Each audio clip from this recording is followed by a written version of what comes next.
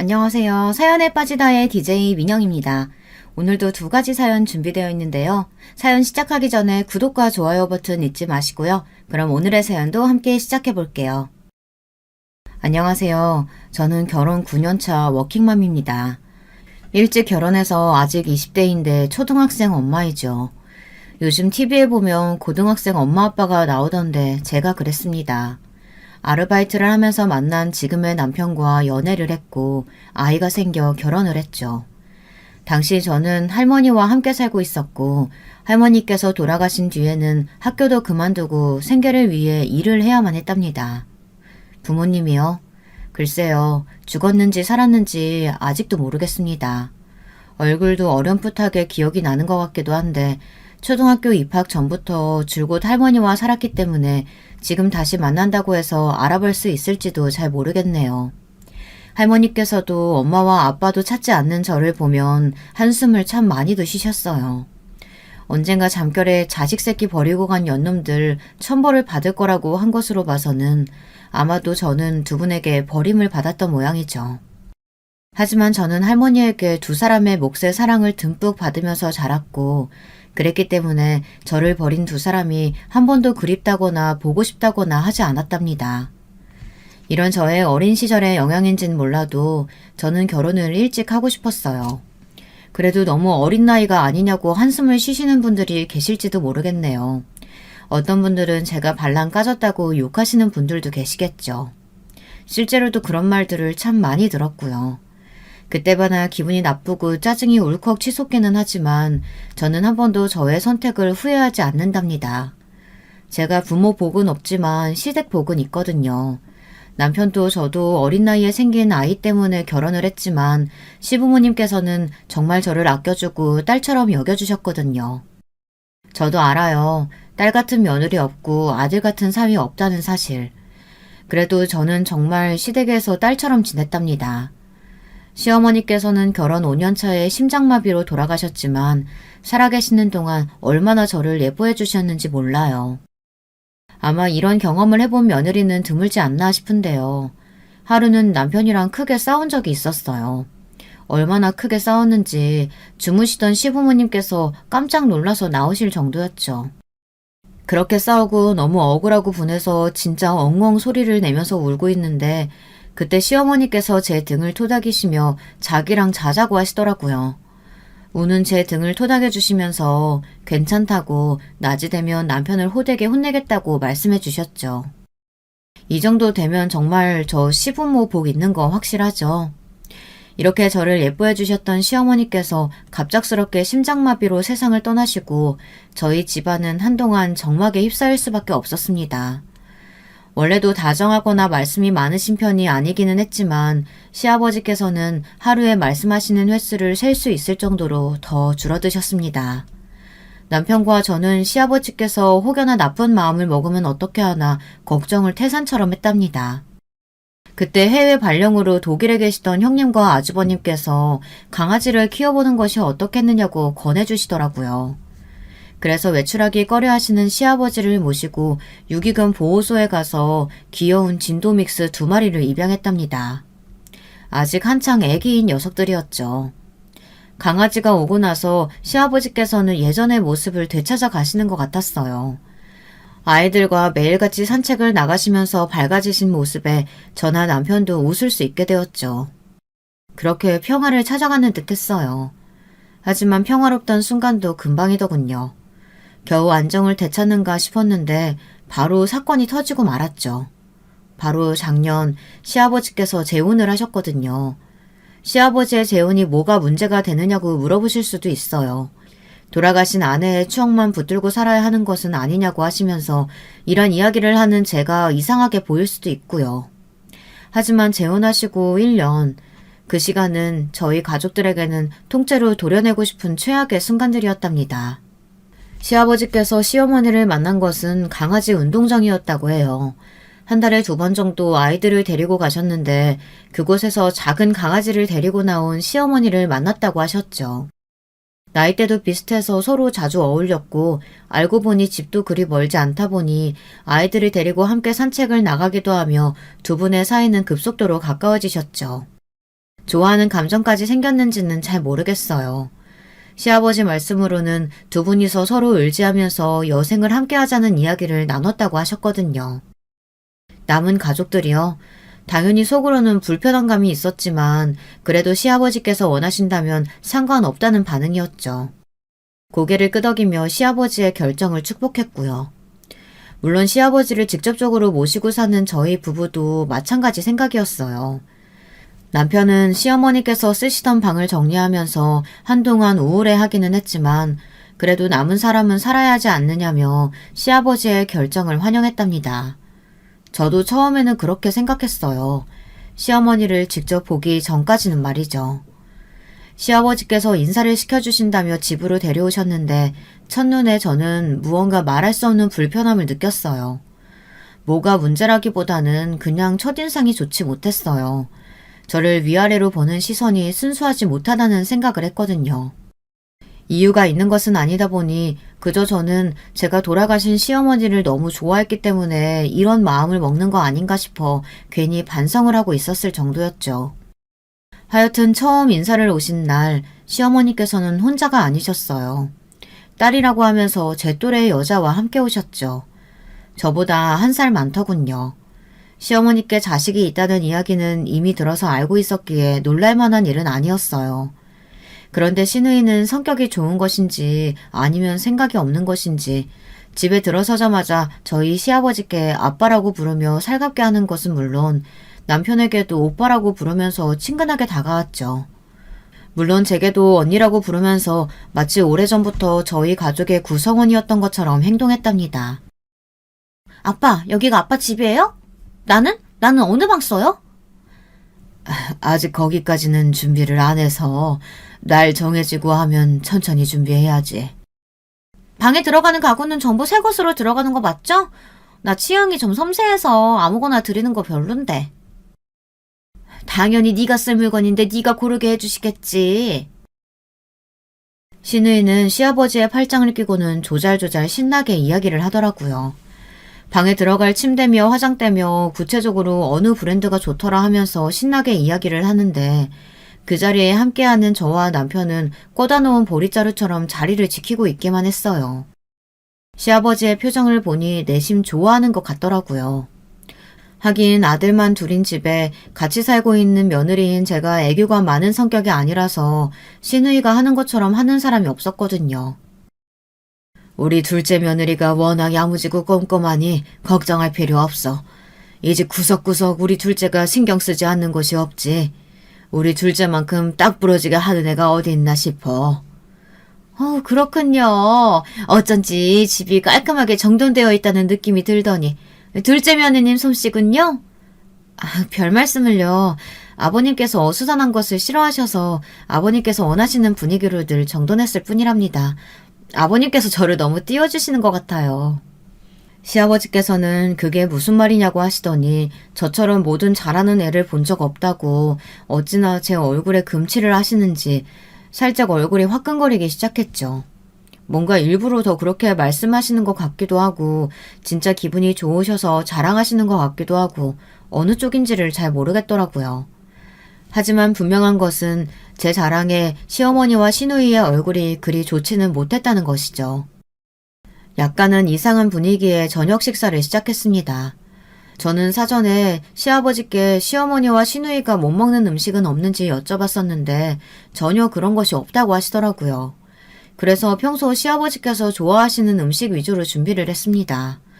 시아버지께서는 시어머니께서 돌아가시고 난 뒤로 채식을 위주로 하셨거든요. 그래도 저는 손님이 오는데 싶어서 나름 골고루 섞어 상을 차렸고요. 그런데 시누이가 몇 숟갈 뜨지도 않더니 한마디를 하더군요. 언니는 저희 오는 게 영 반갑지는 않으신가 봐요. 네? 그게 무슨 말씀이세요? 그럴 리가 있나요? 식탁을 보니까 알겠는데요. 뭐 단백질이라고는 겨우 이 갈비찜이 전부고 생선도 갈치조림 딸랑. 그래도 저랑 엄마가 초대받아서 왔는데 상차림이 너무한 거 아니에요? 상다리 부러질 정도로 차리라는 건 아니지만 그래도 언니한테는 시댁 식구가 생기는 거나 다름없는데 조촐해도 너무 조촐한 것 같아서요. 우리 엄마랑 날 무시하겠다는 의도가 있는 게 아닌가 싶네요. 제가 왜 어머님이랑 아가씨를 무시한다는 말씀이세요? 앞으로 가족이 될 분들인데 그럴 리 없잖아요. 식사는 아버님께서 평소 저희가 먹는 대로 준비하면 된다고 하셔서 상을 차렸을 뿐이랍니다. 오해하지 마세요, 아가씨. 제 말에 신우이가 한마디 더 거들려고 하자 시어머니께서 말리시더니 저에게 음식이 다 맛있다고 솜씨가 좋은 것 같다고 말씀하셨죠. 살짝 굳은 시아버지의 표정을 흘기 보신 시어머니께서는 신우이가 고기 반찬을 좋아해서 한마디 한 것 같다며 제게 사과를 하셨습니다. 저는 겉으로는 괜찮다고 말하며 제가 신우이와 시어머니 입맛을 몰랐으니 앞으로는 이런 일이 없을 거라고 말했죠.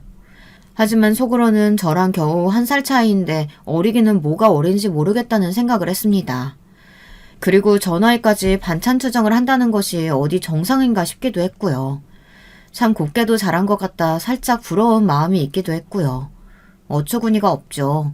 제가 한 번도 반찬 투정이라는 건 해본 적이 없어서 그런 마음이 들었을지도 모르지만 하여튼 식사 시간은 그렇게 어수선한 분위기를 겨우 수습해 마쳤답니다. 그 뒤로 두 분의 결혼 준비를 하며 저는 몇 번이나 인내심을 발휘해서 참아야만 하는 상황이 연이어 발생했어요. 정말이지 손에 손톱 자각이 생길 정도로 주먹을 꼭 쥐고 참아야만 했죠. 시아버지께서는 결혼식을 따로 하실 생각은 없으시며 그저 가족들끼리 조촐한 자리를 만들었으면 좋겠다고 하셨어요. 날짜에 맞춰 독일에 계시는 형님과 아주버님도 들어오기로 하셨고요. 그런데 가게를 예약하는 과정에서부터 트러블이 생겼어요. 저는 룸이 준비되어 있는 레스토랑이나 한정식이 어떠시냐고 권해드렸는데 신우이가 다짜고짜 화를 내더라고요. 진짜 해도 너무하네. 그렇게 의리의리한 집에서 사는 사람들이 어떻게 이렇게 치졸하게 나올 수가 있어요? 아가씨, 갑자기 왜 화를 내고 그러세요? 그리고 치졸하다뇨. 우리 엄마 나이 들어 시집간다고 무시해요? 아니 성대한 결혼식까지는 아니더라도 그래도 가족들끼리 모여서 파티하자고 했으면서 뭐? 레스토랑? 한정식? 어디서 그런 수준 떨어지는 곳들을 고르라고 내밀고 있어요. 언니, 진짜 우리가 그렇게 싫어요? 아가씨, 제발 억지 좀 부리지 마세요. 가족들 다 모인다고 해도 10여 명 정도 될 텐데 그런 인원 수용할 수 있는 곳을 찾다 보니 룸 준비되어 있는 곳을 우선으로 선택했을 뿐이랍니다. 언니, 진짜 언니 학교 다닐 때 공부 더럽게 못했죠? 지금 내 말의 포인트를 전혀 모르고 있잖아요. 아가씨, 말 함부로 하지 마시고 정확하게 요구사항을 말하세요. 뭔가 바라는 거 있으면 이야기해달라고 자리 마련했는데 이렇게 다짜고짜 소리 지르고 사람 무시하는 말로 비양거리실 상황 아니지 않나요? 저는 초인적인 힘을 발휘하며 앞도 뒤도 없이 화를 내는 신우이에게 말했어요. 이 자리에 남편이나 시아버지께서 계시지 않는다는 것이 얼마나 다행인가 스스로 생각하며 치밀어 오르는 화를 가라앉혔죠. 만약 두 분이 계셨더라면 무슨 사단이 나도 단단히 났을 테니까요. 시아버지께서 제일 싫어하는 것이 사람을 비꼬고 무시하는 태도를 보이는 것이거든요. 하여튼 제 말에 신우이는 끝까지 상대방 의도를 파악하지 못하는 것을 보니 얼마나 제가 무식한지 알겠다는 등의 인신공격을 퍼부었어요. 그 상황에서도 시어머니께서는 아무 말씀이 없으셨죠. 아니 있는 집 사람들이 더하다고 하더니 호텔에서 해도 될 걸 그게 그렇게 아깝냐고요.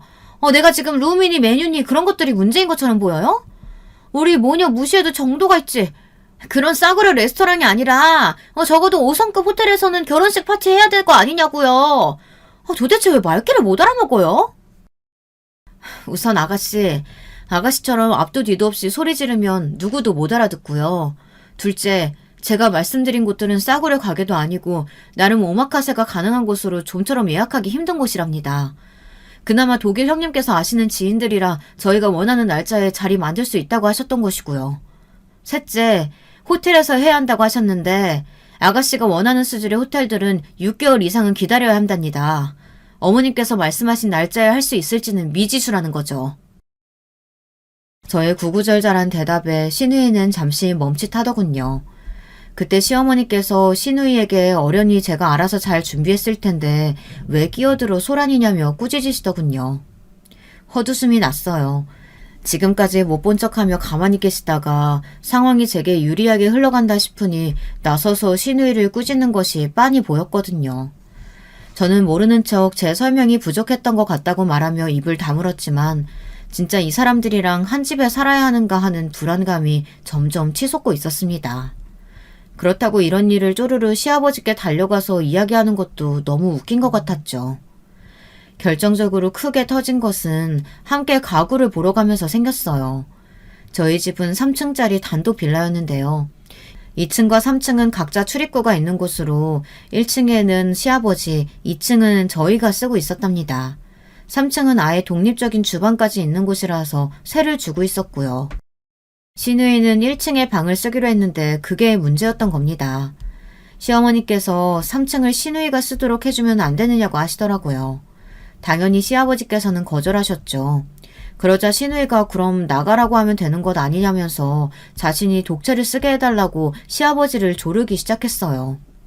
하지만 시아버지께서 단호하게 세를 들어 살고 있는 사람들은 오랫동안 시아버지의 일을 도와주신 가족들이며 절대로 그럴 수 없다고 말씀하셨어요. 남편 역시 1층에 남는 방이 많은데 굳이 3층을 쓸 필요가 있느냐고 거들었죠. 이미 여기에서부터 빈정이 상한 시누이는 가구점에 가서는 말도 안 되는 요구를 하더라고요. 아가씨, 그 방에 이 정도 크기의 침대 들어가면 다른 것들 들어가기 힘들 것 같아요. 내 방이 그렇게 작다는 말씀이세요? 왜요? 아니 무슨 창고도 아니고 그런 작은 방을 주신다는 말씀이에요? 작은 방은 아니죠, 아가씨. 그게 왜 작은 방이에요. 혼자 쓰시는 방으로는 충분하죠. 저희 층에서도 그 위치의 방이 큰 방이라 부부 침실로 쓰고 있는데요. 언니한테는 그 방이 감지덕지한 수준의 방일지 모르지만 난 아니라고요. 하긴 언니는 감사하게 써야죠. 제 수준이요? 아가씨, 자꾸 선을 넘으시는데요. 말 가려서 하세요. 내가 틀린 말 했어요? 엄마한테 들었는데 애가 져서 결혼했다면서요? 친정도 없는 고아라던데. 고아 주제에 이런 집에서 며느리로 살게 됐으면 감지덕지 아니에요? 언니 주제에 이런 집 며느리가 가당키나 하겠냐고요. 정말이지 이성이 끊어지는 것은 순식간이었어요. 저는 함께 보고 있던 가구 카탈로그를 집어던지고 벌떡 일어났어요. 사람들이 놀란 눈으로 보는 것이 느껴졌지만 저는 언성을 높이지 않으려고 노력하며 시누이를 노려봤어요. 둘째야, 지금 이게 무슨 상황이니? 내가 어른으로 보이지 않니? 어디 어른 앞에서 물건을 던지고 너 그렇게 배웠어? 가르쳐줄 사람도 없을 텐데 배우긴 어디서 배웠겠어. 엄마가 그랬잖아, 고아라고. 어머님, 아가씨, 선이라는 게 있어요. 우리 아직 가족도 아닌데 적어도 선은 지켜주셔야죠. 제가 못 배웠다고요? 그래요. 저 배운 것이라고는 시집와서 시부모님께서 가르쳐주신 것이 전부예요. 그렇게 제 태도를 욕하고 싶으시면 아버님께 가서 따지세요. 도대체 뭘 가르치셨냐고. 그리고 아가씨는 지금 무슨 로또 맞았어요? 저희 아버님이 로또라도 되냐고요. 아가씨도 빈손으로 오잖아요. 그냥 딸랑 몸만 들어오면서 뭘 그렇게 하나부터 열까지 따지고 드세요? 저는 참다 못해 해서는 안 될 말까지 퍼붓고 말았습니다. 순식간이었죠. 내뱉고 나서도 아차 싶은 생각이 들기는 했어요. 상대방이 막 나간다고 해서 저까지 그렇게 행동해서는 안 되는 것인데 말이죠. 두 사람은 잔뜩 굳은 얼굴로 저를 노려보았어요. 저는 에라이 모르겠다 싶은 마음으로 그냥 가구점을 박차고 나왔죠. 당연히 그날 저녁에 시아버지께서 저를 부르시더군요. 그 자리에는 시어머니와 시누이도 있었고요. 시아버지께서 오늘 가구점에서 무슨 일이 있었느냐고 제게 물어보셨어요. 하지만 시어머니께서 제가 대답도 하기 전에 제가 했던 말을 구구절절 다 읊으면서 이렇게 사람을 무시해도 되느냐고 하셨죠. 심지어 이래서는 같이 못 산다고 으름장까지 놓으시더라고요. 심지어 시누이는 벌써부터 이렇게 눈치 주는데 어떻게 같이 살겠냐고 3층 세를 내보내고 자기가 들어가서 살게 해달라고까지 하더라고요. 무슨 모녀 사기단도 아니고 그 사람들이랑 똑같이 되고 싶지 않아 말을 아끼고 싶었지만 이때쯤 되니 제가 그럴 필요가 있나 싶더라고요. 그래서 저 역시 두 사람이 제게 했던 말들을 하나도 빠짐없이 고백했죠. 저의 가정환경을 가지고 비아냥거렸다는 대목에서는 남편이 벌떡 자리를 박차고 일어났지만 시아버지의 한마디에 바로 씩씩거리면서 자리에 앉았죠. 제 이야기까지 다 듣고 난 시아버지께서는 한참을 눈을 감고 앉아 계셨어요. 하지만 저나 남편은 알고 있었답니다. 시아버지께서 지금 얼마나 화가 나셨는지 말이에요. 시아버지의 침묵이 이어지자 못 견딘 시누이가 시아버지를 애교스럽게 불렀지만 소용이 없었어요. 둘째야, 빈손으로 들어온다고 한 건 네 잘못이다. 그건 함께 살면서 따로 집을 얻을 것도 아니고 그냥 합가한다고 생각해서 내가 먼저 이야기한 부분이야. 물론 그걸 너한테 말을 했어야 했는데 이젠 내 잘못도 있지만 그래도 그런 말은 상대방을 무시하는 말이니 해서는 안 된다. 네, 아버님. 제가 잘못했어요. 사과드리겠습니다. 그래. 우리 둘째가 시원시원하지. 그리고 명주, 너는 도대체 무엇부터 얘기해야 될지 모르겠다. 너는 사람에게 해도 되는 말과 해서는 안 되는 말을 구별도 못하는 게야? 어디서 둘째한테 그따위 말 같지 않은 소리를 해? 당신도 마찬가지야. 우리 둘째 친정 없는 것이 무슨 문제가 된다고 그걸 명주한테 이야기해. 저는 그저 명주가 실수할까봐 싶어서 미리. 실수? 그따위 입에 올리기 부끄러운 말을 내뱉은 것 말고 더 큰 잘못이 어디 있다고? 명주 너 앞으로 한 번만 더 그런 말 둘째한테 했다가는 지금처럼 넘어가는 일은 없을 거다. 그리고 마지막으로 경고하는데 3층 세주는 문제는 더 이상 꺼내지 마라. 알겠어? 시누이와 시어머니는 시아버지께서 이렇게 화를 내실 거라고는 생각지 못했다는 얼굴로 자기들끼리 눈빛을 교환하더군요. 특히 시누이는 얼굴이 금방이라도 터질 것처럼 붉어진 것은 물론 제게 사과하라는 시아버지의 말에 기분 상한 티를 숨기지를 못했답니다. 마음 같아서는 그게 사과냐고 따지고 싶었지만 그저 조심하겠다는 말로 사건은 일단락되었죠. 그 일이 있고 나서는 두 사람이 저를 조심스럽게 대하더라고요. 아무래도 저에 대한 시아버지의 믿음이 생각보다 강하다는 것을 깨달았기 때문이 아닌가 싶었죠. 그 뒤로는 의외로 두 사람은 순순히 하자는 대로 하는 편이었어요. 원하는 부분이 있다면 최대한 맞추겠다고 했음에도 불구하고 이전에 행동했던 그 무례한 말투나 요구는 없었죠. 그렇게 두 사람은 저희 집으로 들어와서 함께 살기 시작했답니다. 사람이 늘었다고 집안 분위기가 많이 달라졌어요.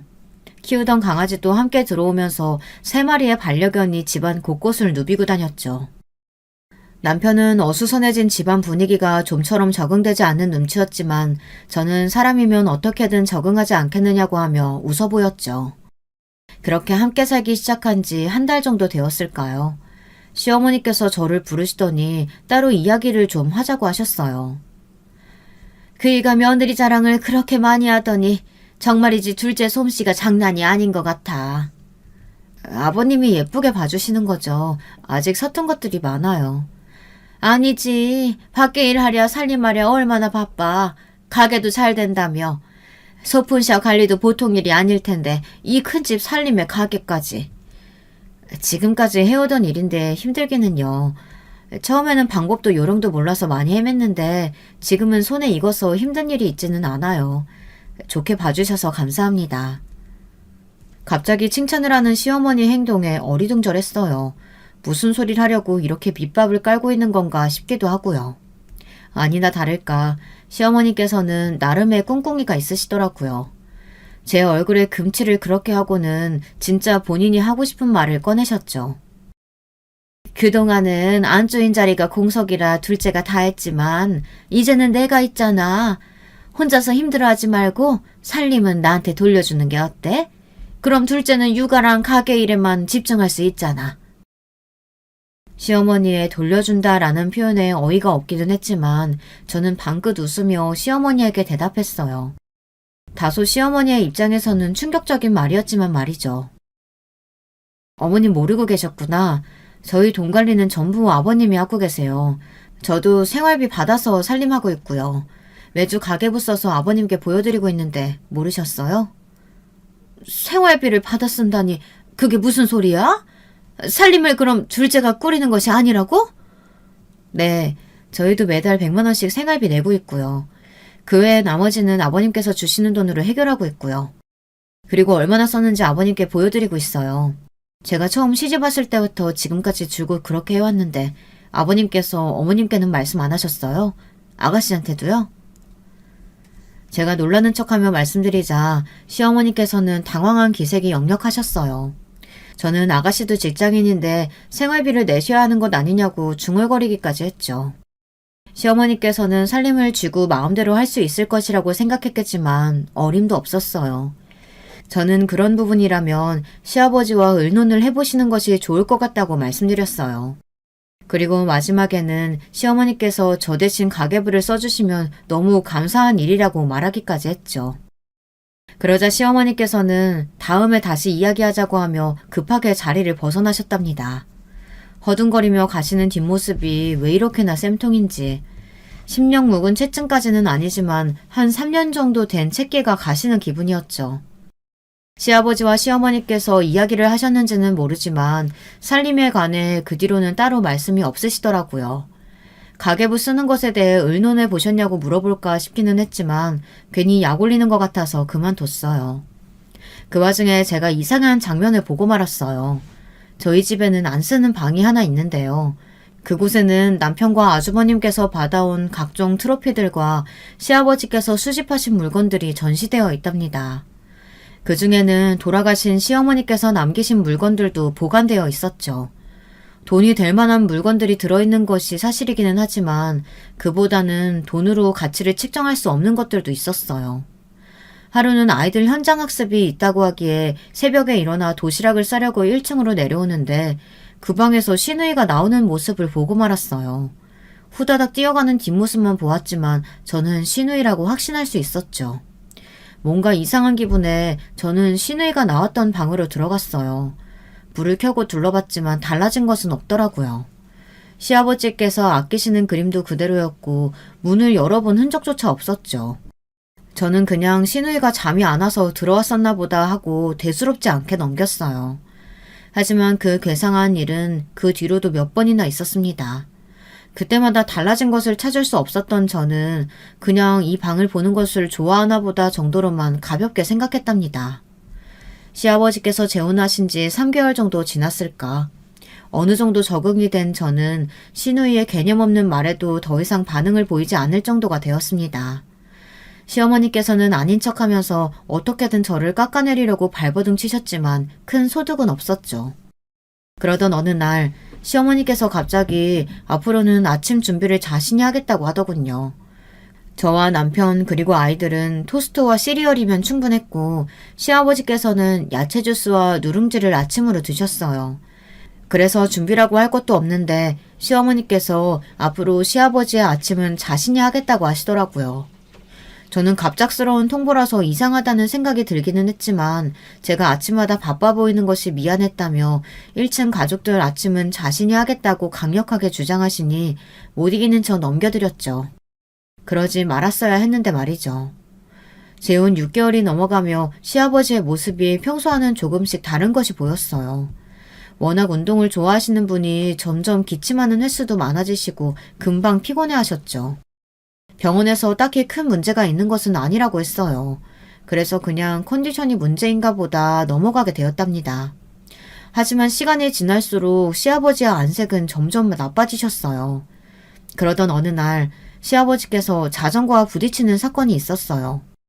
급하게 응급실로 옮겨졌지만 다리가 부러진 것을 제외하고는 그래도 크게 다친 곳은 없다고 하셔서 정말 다행이라고 안도의 한숨을 내셨어요. 남편은 이왕 입원하신 거 제대로 정밀검사를 받아보자고 했지만 시어머니께서 말리시더라고요. 괜히 나중에 혼나지 말고 그 애가 싫다고 하는데 끝까지 하려는 건 뭐야? 오늘 보니까 체중도 많이 줄었고 무엇보다 기침을 자꾸 하시는 것으로 봐서 문제가 있는 게 분명한데 자꾸 됐다고 하시니까 입원해 하려는 거죠. 아버지가 싫다고 하잖아. 그렇게 꼭 고집을 부려야겠어? 시어머니께서는 나중에 시아버지께 얼마나 혼이 나려고 그러느냐고 남편을 막아 세웠어요. 남편 역시 그런 시어머니께 상관없다고 말하며 정밀 검사를 의뢰하려고 했죠. 두 사람의 다투는 소리에 일어나신 시아버지께서는 무슨 별것도 아닌데 소란이냐고 딱 잘라 빨리 퇴원부터 하자고 하셨답니다. 시어머니께서는 그것 보라고 하면서 의기양양하게 고개를 들고는 저희를 바라보셨죠. 그렇게 얼마간의 시간이 흘렀을까. 한밤중에 큰 소리와 함께 시어머니께서 저희를 부르셨어요.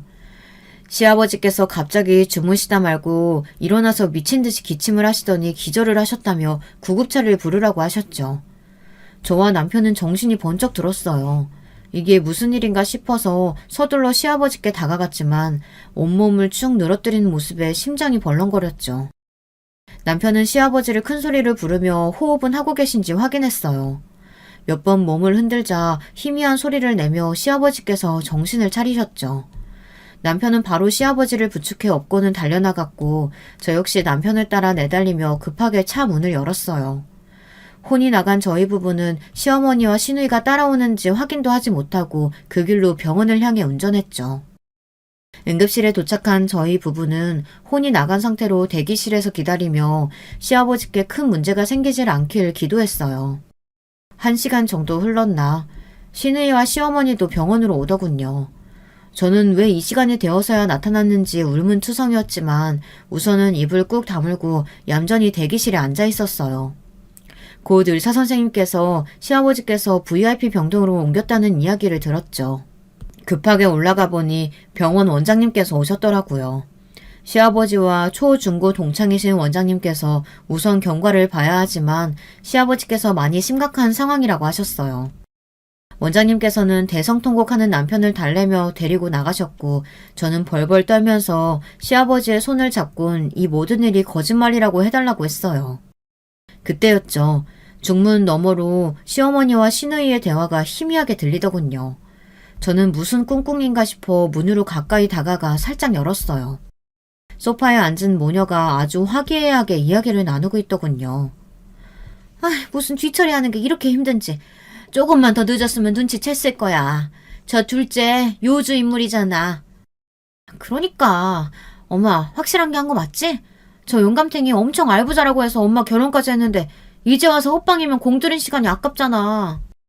당연하지. 현금 못 돌린 게 아쉽긴 하지만 뭐 그래도 저 영감 재산이 엄청 나더라고. 그 골방에 보석 봤어? 그거 알도 큼지막해서 돈도 되겠던데? 그나저나 엄마, 아빠 이대로 죽으면 강남 빌딩은 확실히 내 이름으로 돌리는 거 맞지? 다른 건 몰라도 그 강남 빌딩은 무조건 내 거야. 당연하지. 그것 때문에 늦게 왔잖아. 서류 완벽하게 준비해서 넣어놨으니까 걱정하지 마. 저는 두 사람의 대화에 다리가 후들거리고 손이 벌벌 떨렸어요. 당장이라도 문을 박차고 나가 개소리를 짓거리는 모녀의 머리채를 단번에 다 잡아 뜯고 싶었죠. 왜 저 인간들 대화를 녹음할 생각을 못했을까? 저는 폰을 밖에 두고 온 것이 너무나도 후회가 되었어요. 비틀거리며 시아버지께 다가간 저는 야인 시아버지의 손을 붙들고 왜 저런 인간들에게 속으셨냐고, 저런 짐승인 줄도 모르고 그동안 어머님 아가씨 부른 제 입을 비틀고 싶다고 말했어요. 정말이지 속에서 천불이 다 터질 것 같았죠. 그런데 그때였어요. 분명히 의식을 잃었다고 생각한 시아버지께서 제 손을 억센 힘으로 쥐시더라고요.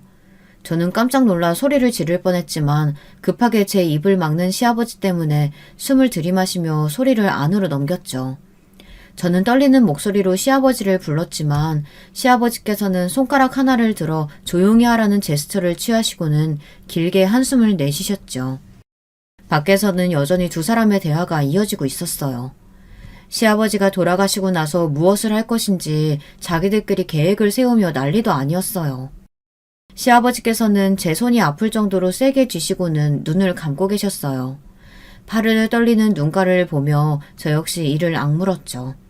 그렇게 소란이던 두 사람의 목소리가 갑자기 끊기더니 조용해졌어요. 나 아프다고 하는 것들 다 쇼였어. 친구랑 짜고 버린 이야기지. 아마 지금 네 남편이랑 이야기하고 있을 게다. 좀 허접하지 않을까 했는데 잘 속아 넘어가더구나. 하긴 지들이 한 짓이 있는데. 시아버지께서는 자꾸만 무기력해지는 것이 이상해서 따로 정밀검사를 받으셨다고 하셨어요. 그리고 자신이 중독 증상을 보이고 있다는 것을 알게 되셨다고 했죠. 너무 미세한 약이라 목숨에 위협을 받을 정도는 아니었지만 이대로 중독 증상이 이어지다 보면 갑자기 사지에 마비가 올 수도 있다는 놀라운 이야기를 들었다고 하셨답니다. 시아버지의 말씀에 저는 입이 떡 벌어졌어요. 시아버지께서는 그 이야기를 듣자마자 시어머니를 의심하셨고 실제로 자신이 마실 야채 주스에 한두 방울 떨어뜨리려는 것을 확인하셨다고 했어요. 저는 그걸 확인하셨으면서 어떻게 신고를 하지 않으실 수 있느냐고 외쳤죠. 그런 저를 달래시며 시아버지께서는 놀라운 이야기를 하셨어요.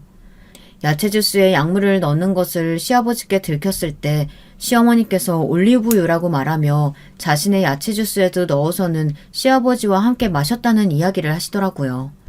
온몸에 소름이 돋았죠. 도대체 얼마나 돈에 환장을 하면 그렇게 할 수 있는가 싶었어요. 얼마 뒤 남편에게서 집이라는 연락이 왔어요. 시아버지께서는 집에 가서 신우이와 시어머니가 처리했다는 서류들을 찾고 있을 거라고 하셨어요. 저는 순간 방금 들었던 대화와 그동안 제가 수상하게 생각했던 움직임이 떠오르면서 급하게 시아버지께 수지방에 있던 폐물들의 진위 여부도 가려봐야 한다고 말했어요. 저는 지금까지 제가 본 것들에 대해 솔직하게 말씀드렸죠. 달라진 것이 없어서 몰랐는데 어쩌면 모조품으로 바꿔치기 했을지도 모른다고 했어요. 시아버지께서는 한동안 말씀이 없으셨어요. 그리고는 거기까지 범죄를 저지르고 있을 것이라고는 상상도 하지 못했다고 자신이 사람을 잘못 봤다며 또 한숨을 내쉬셨죠. 저는 가지고 들어온 폰으로 남편에게 문자를 보냈어요. 바로 전화가 오더군요. 그러니까 우리 어머니가 남겨두신 그 보석들, 그것들이 다 모조품일 수 있다는 거야? 그렇지 않고서야 그렇게 뺀질나게 그 방을 드나들 이유가 뭐가 있겠어. 당장 가서 확인부터 해봐. 가죽을 벗겨도 시원치 않은 것들. 우리를 속이고 아버지를 그렇게 만들어? 안 그래도 방금 서류 찾았어. 아버지 금고에 들어있더라. 유언장이랑 서류들이 있는데 아주 내용이 가관이야. 폐물들 확인하고 바로 병원으로 갈 테니까 그것들 나오면 잘 붙들어놔. 남편은 유언장의 일부라고 하며 내용을 불러주는데 아주 가관이더라고요. 저는 어이가 없기도 했지만 시어머니와 시누이가 소름이 끼칠 정도로 무서웠어요. 어떻게 사람의 목숨을 가지고 이렇게 일을 저지를 수 있는가 싶었죠. 전화를 끊고 얼마 안 있어 시어머니와 시누이가 들어왔어요. 제가 두 사람 어디 다녀오느냐고 물었더니 너무 답답하고 속상해서 커피를 한 잔 했다고 하더군요. 저는 시아버지께서 이렇게 쓰러져 계시는데 어떻게 자리를 비우실 수 있느냐고 물었죠. 아직 의식 돌아오기 전이시라면서요. 그럼 돌아오실 때까지 물도 마시면 안 되고 화장실도 가면 안 되는 거예요? 언제 의식이 돌아오실 줄 알고 미련하게. 그리고 의식을 찾을지 아니면 이대로 가실지 모른다면서요. 아가씨, 말 가려서 하세요. 지금 아버지 돌아가시라고 제사 지내는 것도 아니고 어떻게 그렇게 말씀하세요? 둘째, 너야말로 입 조심해. 누구한테 자꾸 소리를 높여? 내가 정말 참아주려고 했는데 우리가 아무리 그래도 시댁 식구인데 너는 어떻게 툭하면 명주한테 소리를 높이니? 시누이라는 자각은 있어? 어디서 시댁 어려운 줄 모르고? 어머님, 지금 저를 꾸짖으실 상황은 아니잖아요. 입이면 아무 말이나 다 해도 되는 줄 아세요? 아가씨가 왜 이렇게 생각 없이 말을 하는지 알겠네요. 제 말에 화가 난 시어머니는 성큼성큼 다가오셔서는 제 뺨을 세게 내리치셨어요. 저는 설마 때리기는 하겠나 싶었는데 번쩍 눈앞에 별이 보이더군요. 이대로 맞아줄 생각이 전혀 없었던 저는 시어머니가 제게 했던 것과 똑같이 시어머니의 뺨을 때렸어요. 철썩하는 찰진 소리가 병실에 울리고 제가 반격을 할 거라고는 예상하지 못했던 시어머니께서는 소리를 지르며 누구 몸에 손을 대느냐고 했죠. 이런 제 모습을 보고 있던 시누이가 괴성을 지르며 제게 달려들었어요. 2대1의 몸싸움이 시작되었죠. 두 사람이 막무가내로 휘두르는 주먹에 맞으면서 저는 손을 뻗어 머리채를 있는 힘껏 잡아당겼어요.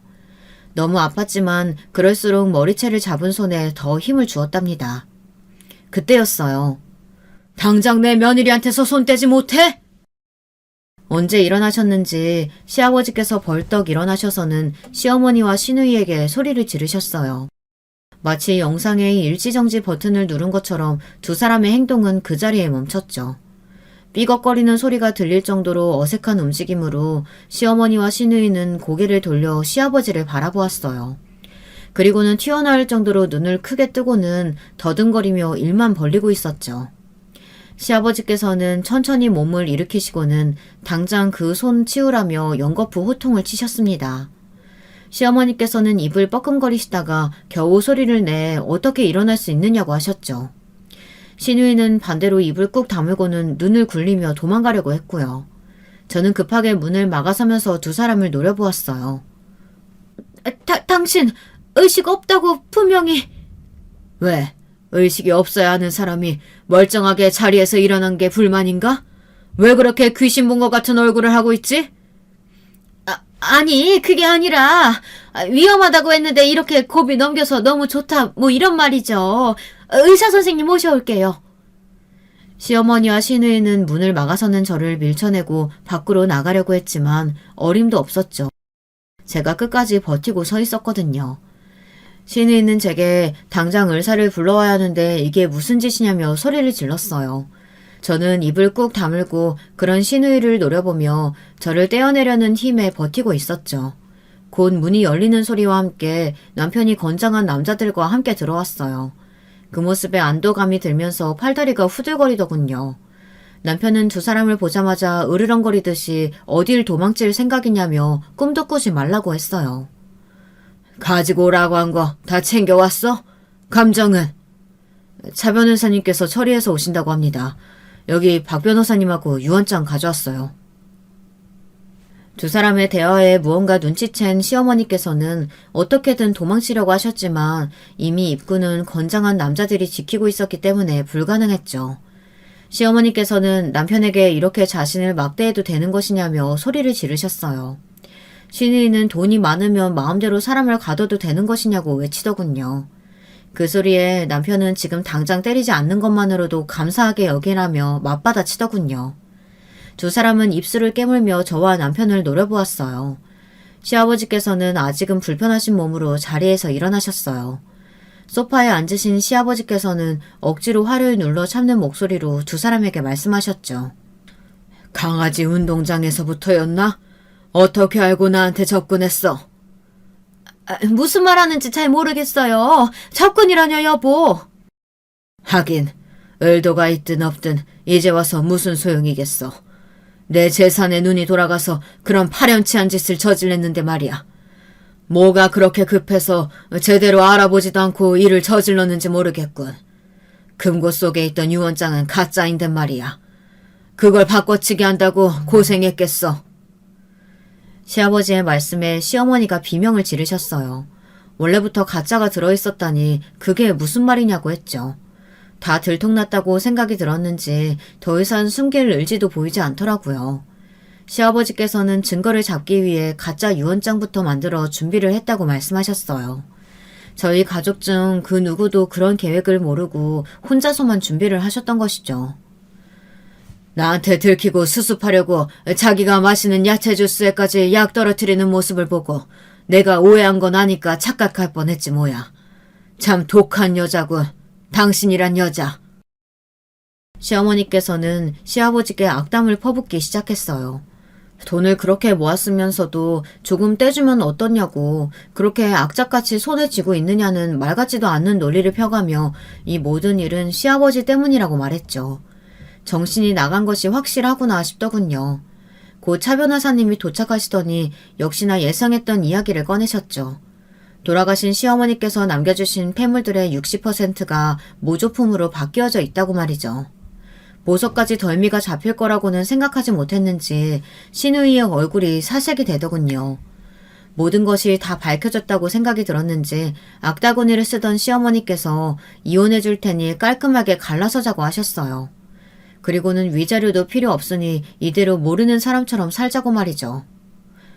막말로 죽은 것도 아니잖아. 멀쩡히 살아있고 지금 상황 돌아가는 걸 보니 목숨에는 전혀 이상 없는 것 같고 결국엔 우리가 건진 거라곤 보석이 전부인데 그것도 돌려줄 테니까 깔끔하게 갈라서요.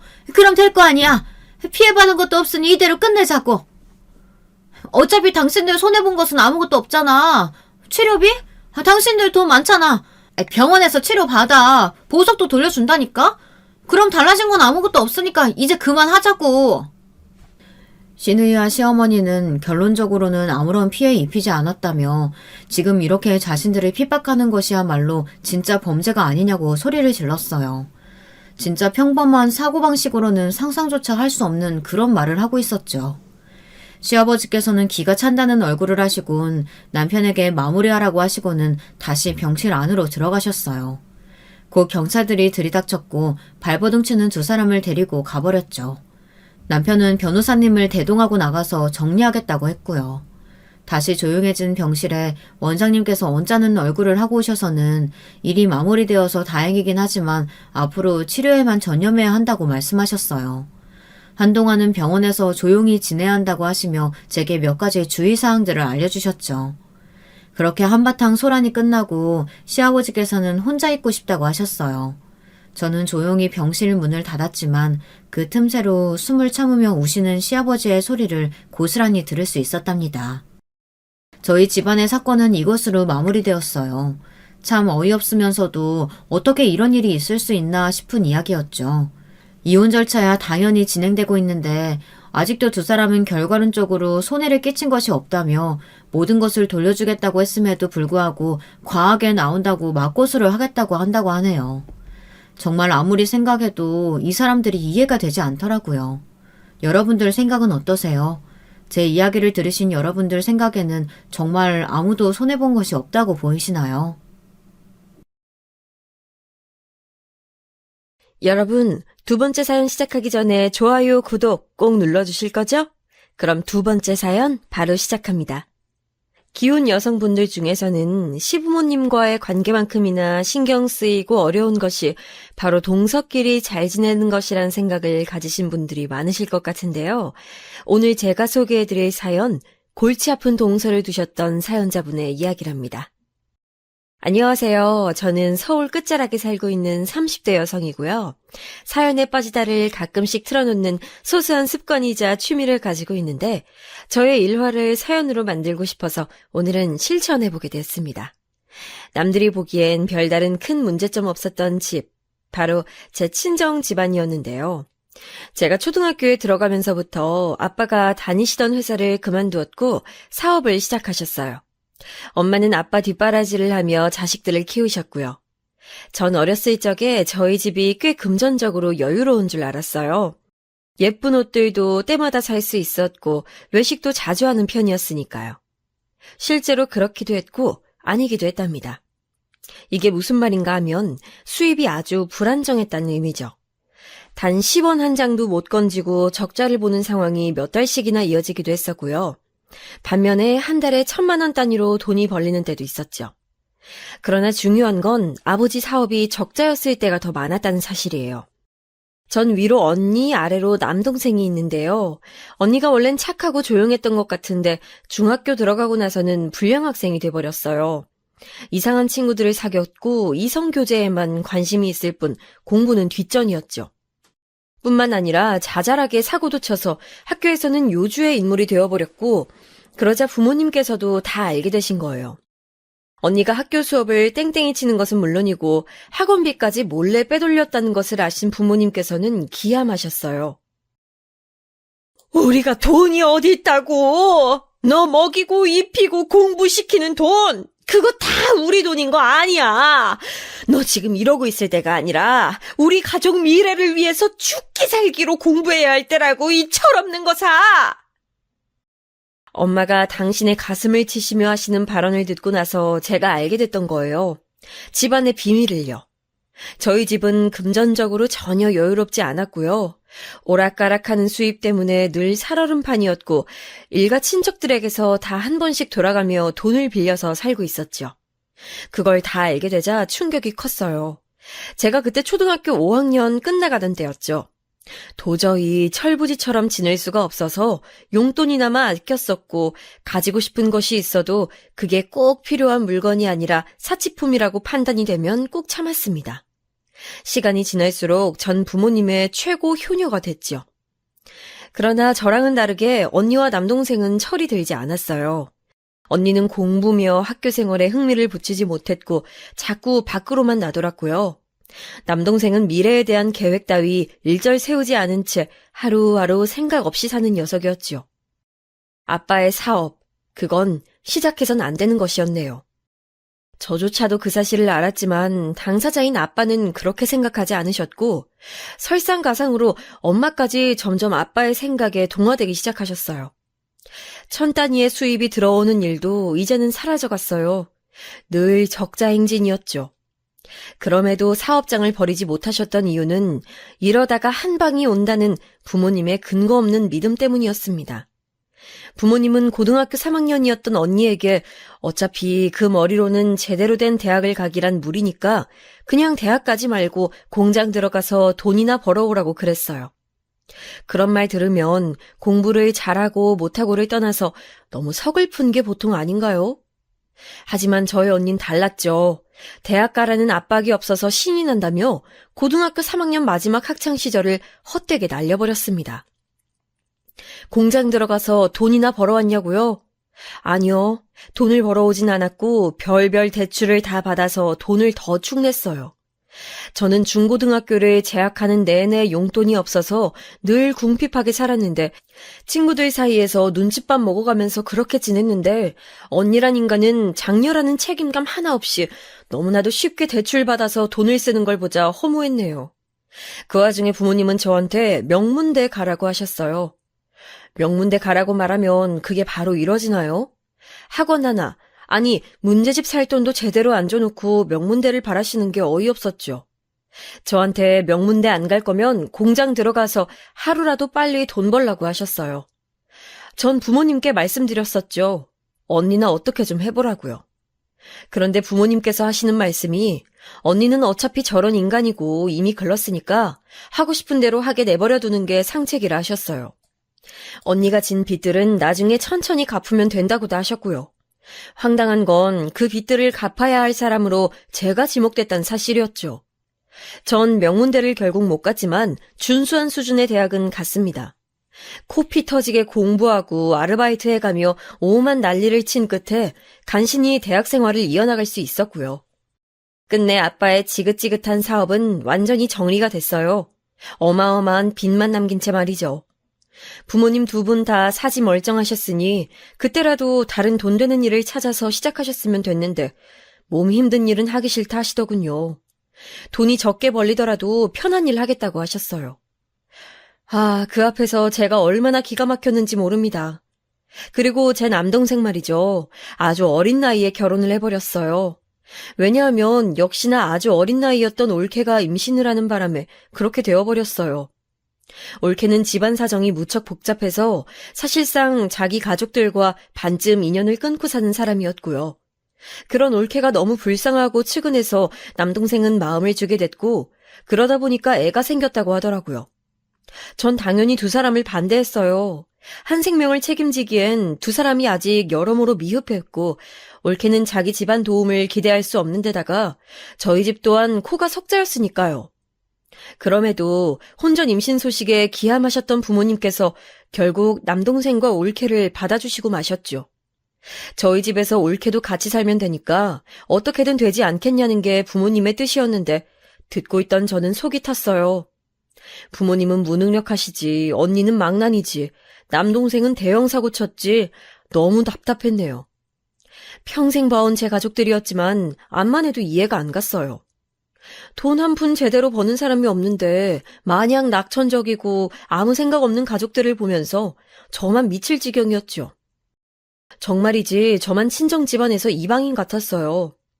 일가 친척들은 전부 다 저희한테 돈을 뜯긴 전적들이 있어서 거의 연락들을 안 하고 지냈어요. 어디에 손을 뻗을 곳도 없어서 철저히 고립된 게 저희 가족이었죠. 게다가 이젠 올케까지 애 낳고 나서 올케가 육아라도 잘했으면 제가 비난은 안 했을 텐데요. 결국 시끄럽게 우는 아기를 봐주는 것도 기저귀 갈고 우유 먹여주는 것도 제 몫이 됐죠. 처음엔 돌아가면서 분담이었는데 점점 저한테 전가가 되더라고요. 목욕을 시키는 것도 아무도 적극적으로 나서지 않아서 제가 씻겼고요. 저라고 애를 낳아보길 했나요? 키워보길 했나요? 해본 적 없었지만 했던 거예요. 누군가는 해야 하는 일이었으니까. 하지만 저는 제 한 몸 챙기기에도 사실 바쁜 처진데 조카까지 돌봐가면서 철없는 올케 교육까지 해가면서 가족들이 또 이상한 사고라도 치고 빚만 들어올까봐 신경 쓰고 감시해가면서 이렇게 지내려니까 미치겠더군요. 몸이 10개라도 부족할 것 같았어요. 거울 속에 저를 바라보면 얼굴이 퀭한 사람이 있었죠. 피부도 푸석푸석하고 다크서클이 턱까지 내려와 있는데 잘도 이런 제 얼굴 보면서 누구 하나 괜찮아? 라고 물어봐 준 적 없다는 게 놀라웠어요. 문득 늦은 시각에 속이 답답해서 집 근처 편의점에 나가서 맥주 한 캔을 먹다가 많은 생각이 들었죠. 전 꿈이 있었거든요. 근사하게 제 능력 펼치면서 그거 뽐내고 인정받고 싶은 꿈이 항상 제 안엔 있었어요. 부모님을 위해 집안일 생각하며 근검절약하는 효녀가 되는 건 제 꿈이 아니었어요. 온 가족의 뒷바라지를 하며 전적으로 희생하는 사람 따위는 되고 싶어 본 적도 없었고요. 이렇게 숨막히게 계속 살고 싶지 않다는 생각으로 새벽이 될 때까지 저는 많은 고민을 했었습니다. 야심한 시각에 집으로 돌아갔는데 아무도 저를 안 기다리고 있었어요. 밤늦게 어딜 나갔냐고 찾는 사람도 걱정하는 사람도 없었죠. 울컥하더라고요. 의무와 희생은 제가 다 하는데 돌아오는 건 조금도 없는 상황. 제가 점차 까칠해질 수밖에 없었다고 생각합니다. 그러다가 어느 날 언니가 명품백을 산 걸 알게 됐어요. 수십만 원대의 준 명품이 아니라 수백만 원대의 진짜 명품 브랜드를 샀더라고요. 고이고이 숨겼다가 저한테 들켰는데 그 돈 어디서 났냐고 추궁했더니 제 카드에 도움을 받았다고 하더군요. 그게 무슨 소린가 싶었는데 제가 통장 개설하면서 함께 발급만 해두었던 체크카드가 있었거든요. 언니가 그걸 찾아내서 썼던 거예요. 저라고 어떻게 돈이 많았겠나요? 그러니까 그건 제 최후의 보루라고 할 수 있는 비상금이었던 것이죠. 야금야금 소중하게 그러면서 처절하게 모았던 돈이었어요. 그 피눈물 나는 제 돈을 명품백 사는데 잘 보탰다면서 헤헤 웃는 언니를 보며 분노로 머리가 지끈거렸습니다. 도저히 참을 수가 없어서 저도 모르게 언니의 뺨을 한 대 후려치고 말았죠. 언니는 이게 뺨을 맞을 일이냐면서 저한테 화를 냈고요. 저는 그 반성 없는 모습에 열이 받아서 언니와 치고 박으면서 싸워버렸어요. 그리고 부모님과 남동생과 올케는 언니 편을 들어줬네요.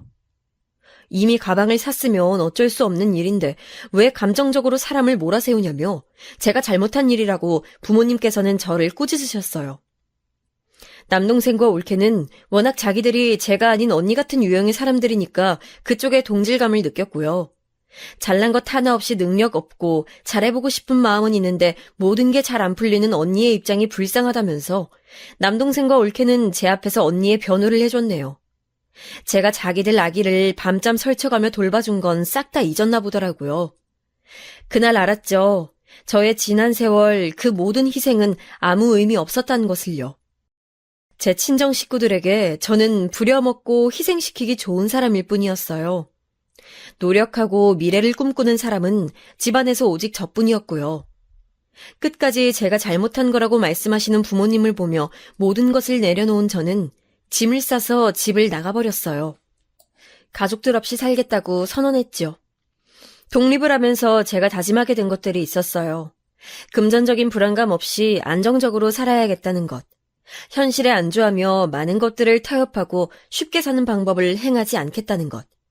마지막으론 결혼을 하게 된다면 절대 집에 퍼질러져 있지 않겠다는 것이었네요. 아이는 천천히 낳아도 되니까 결코 조급함을 갖지 않겠다는 생각도 미리 가지고 있었고요. 제 스스로를 늘 채찍질하면서 비전 넘치게 미래지향적으로 살겠노라 하는 포부를 세웠어요. 어찌 보면 성공적인 인생을 향한 강박이었을지도 모르겠네요. 저는 고깃집 서빙 일을 하고 카페에서 매장 관리 일을 하는 동안 제가 서비스업에 걸맞은 사람임을 확인할 수 있었죠. 우리나라가 일명 자영업자의 나라라고 불리는 만큼 한번 제 가게를 차려서 운영해보고 싶다는 도전 정신도 생겼고요. 하지만 젊음과 패기만 앞세워서 일을 그르칠 생각 따윈 없었기에 신중하게 일반 회사부터 다녔어요. 업무량이 많은 어느 중소기업에 재직하는 동안 별 거지 같은 사람들을 많이 겪고 그 밑에서 일하느라 스트레스도 많이 받았지만 쌓여가는 통장 잔고만을 바라보며 참았죠. 참고로 저랑 비슷하게 입사했던 사람들은 죄다 저보다 먼저 퇴사했던 곳이었어요. 그만큼 버티기 힘든 곳이었지만 전 오로지 그곳이 돈 모으기 좋은 조건이라는 것 하나만 바라보고 인내를 하며 인고의 시간을 보냈었네요. 꾸준히 돈을 모으며 생활비는 아꼈었고요. 또 쓸모없는 명목으로 돈을 낭비하고 있는 저희 가족들이 자꾸만 저에게 손을 벌리면서 돈을 달라고 했었지만 얼굴에 철판 깔고 안 빌려줬어요. 빌려줘서 그 생활이 해결될 것 같았다면 제가 빌려줬겠죠. 아니, 받을 생각하지도 않고 그냥 돈을 줬을 거예요.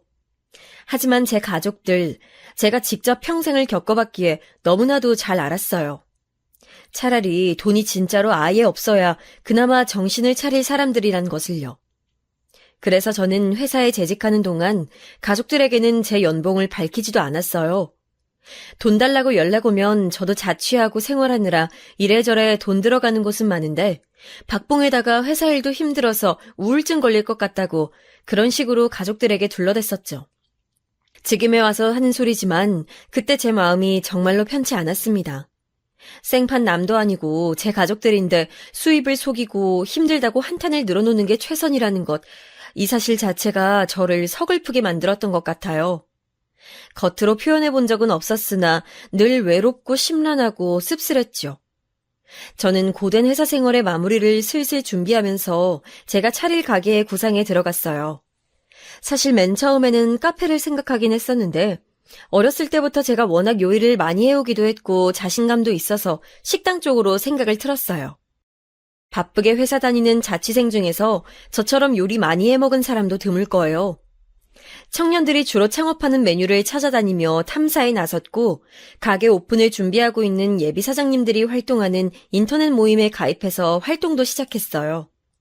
그러다가 어떤 예비 사장님께서 저에게 자기 지인을 소개시켜 주셨고 그 소개받은 지인이 현재 제 남편이 됐습니다. 처음에 그냥 아는 사이로 지냈을 때는 설마 연인 관계로 발전할 거라는 상상도 못 했었어요. 남편은 집이 대단한 부자까지는 아닌데 어느 정도 재력이 받쳐줬고요.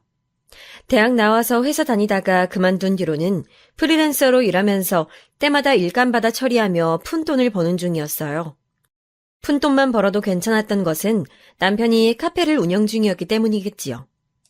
테이크아웃 위주로 돌아가는 작은 카페 사장이 남편이었어요. 그렇게 해서 일반 직장인들보다 조금 더 벌었죠. 저는 맨땅에 헤딩하는 도전 정신만 가득한 동수저 내지 흙수저 출신인 반면에 남편은 배경이 받쳐줘서 무난한 길을 어렵지 않게 걸어왔으며 앞으로도 그렇게 살 금수저 수준의 사람이었단 거예요. 당연히 언감생심 남편을 넘보지도 않았건만 설마 그쪽에서 저에게 적극적으로 들이댈 줄 세상에 누가 알았을까요? 당시 남편의 가장 큰 장점이라면 유동적으로 자기 시간을 낼 수 있다는 점이었는데요. 제 일정에 자기가 무조건 다 맞춰줬어요. 저를 위해 이것저것 조건도 안 재고 돌진해주는 남편을 보면서 저도 점차 흔들렸죠. 꿈을 향해 독하게 이악 물고 달려나가는 저를 보며 남편도 느끼는 게 많았대요. 점점 더 저라는 사람이 궁금해졌고 시간이 갈수록 마음이 깊어졌다고 해줬었죠. 근데 오빠, 이런 소리에서 괜히 초치는 것 같아서 미안하긴 한데 난 내가 오빠네 가족들한테 환영받을 수 있을 거라고 생각하지 않아.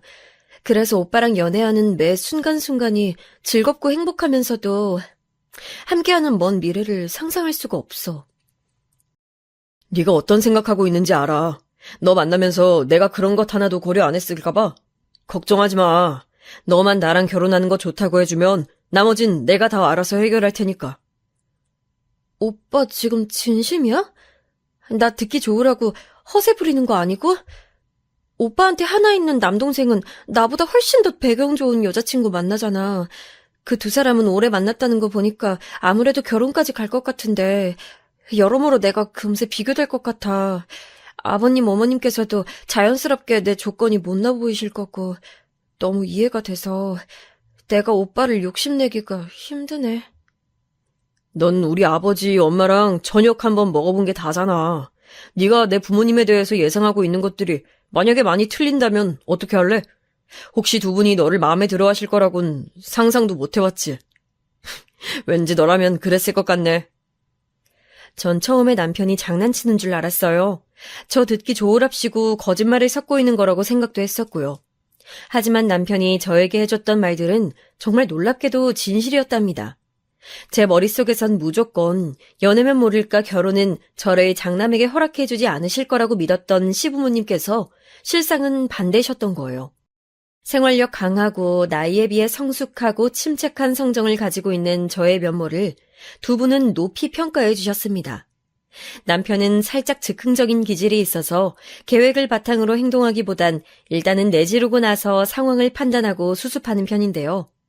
저는 차분하게 재고 따지고 돌다리도 여러 번 두드려보는 스타일이어서 시부모님께서 보시기엔 제가 남편의 짝으로 천생연분이라 여겨지셨대요. 전 몰랐지만 그간 남편을 통해서 제 얘기도 많이 전해 들으셨었고요. 의외로 쉽게 결혼을 허락받는 쪽으로 진행되니까 이대로 결혼을 정말 해도 될는지 고민도 됐었어요. 하지만 남편이 저한테 제가 친정 식구들에게 기대지 못할 뿐더러 기대기 싫어하는 모습을 알게 된 이후로 자기가 저의 버팀목이 되어주고 싶었다는 얘기를 한 순간 제 마음의 벽이 허물어지더군요. 저의 진심을 담아서 남편을 제 배우자로 아끼며 존중하고 사랑해주기로 결심을 한 후 결혼까지 갔어요. 이 과정에서 친정 식구들하고 설왕설래하는 골치 아픈 일들이 있었으나 시부모님께서 감사하게도 포용해 주시는 바람에 걱정 없이 결혼할 수 있었던 것 같아요. 남들은 결혼하고 나서 시부모님과 갈등 빚고 친정 식구들을 속으로 의지하며 살아간다고들 많이 얘기를 하던데 전 어째 반대였네요. 저랑 맞지 않는 친정 식구들을 대신하여 그 자리에 시부모님 그리고 남편이 차지해 준 것 같아서 많이 기뻤고 또 고마웠어요. 하지만 완벽한 시댁이란 정말 어려운 것인가 보더라고요.